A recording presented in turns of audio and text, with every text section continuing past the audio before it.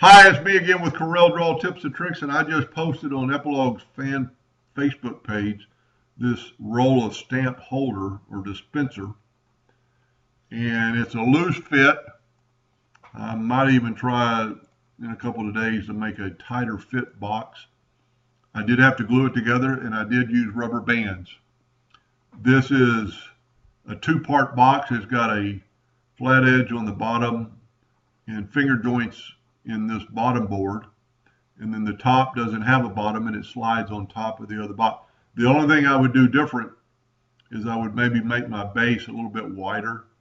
It looks okay, but it needs to be a little bit wider. I was going to show you how to do that, and I might make the roll of stamp disperser a little bit thinner so you'd have more engravable area. Of course, you can engrave on all four sides before you cut them out. It would be real easy. But I thought I'd show how you could change that up. So let's get these pictures out of the way, and let's grab our base and press P and put it in the center of the page. It's grouped together. There's a group of two objects. Go up to Object and Ungroup, and then your inner part is a group. So there's two ways you could do this. What I would do is just move the old box out of the way, and it's 2 by 2. So let's make a new rectangle, holding down the control button. Our ratio is locked. Let's make it 2.5. That way we're going to get a 1/4 inch around the edges. And then just take your corner radius and lock it and do like 0.25. Maybe let's go a little more. Let's go 0.35. That looks pretty good. And then just hit P on the keyboard and it puts it back in the center of the page. And then I would always group these together, Control G. And I was going to make this into a laser video, but I thought I'd kind of add to it. So we need to take our old box out of the way, get our pick tool, select our box, and you want to kind of think about your cut order. And you could also do with this, you could make this is just a rectangle that's been narrowed down. But we need to think about our cut order, because we want to cut these inside parts definitely first before anything moved.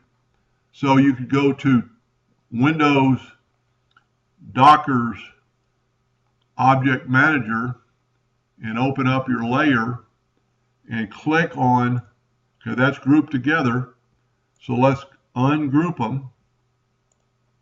And let's see where this falls in. It's the last thing to cut. Okay, I've also got the two pictures are actually showing up on there. So we got it back to here. And matter of fact, it's got that extra box. So let's delete that. Now let's look at it. We definitely want these two facets to cut first. So let's just move it down to the bottom. Now, sometimes you're going to have trouble getting it to the bottom, but what you can do is take this other curve and just move it up. So now that is going to cut first. Let's see where this cuts. Of course, we grouped it together. So let's go up to Object, Ungroup, and let's look at this. And it's at the very top. So let's move it down between these two. And then when you run your laser job, it's going to cut that hole out first.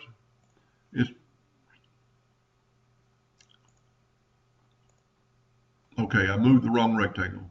I need to move this curve to here. So it's going to cut out that cube, that slot. Then the next is going to come over and cut your outer parts. And you would want to move this up to save wood. And then it's going to go through and cut your other, and I wouldn't worry about, they're actually pretty good in order and not skipping around. So that's the way I would do it and cut it. And then I would always, after I'm through, I would always group these together. And it might even still cut in that order if it's grouped together. Anyway, I hope that helped a little bit. Thank you for watching.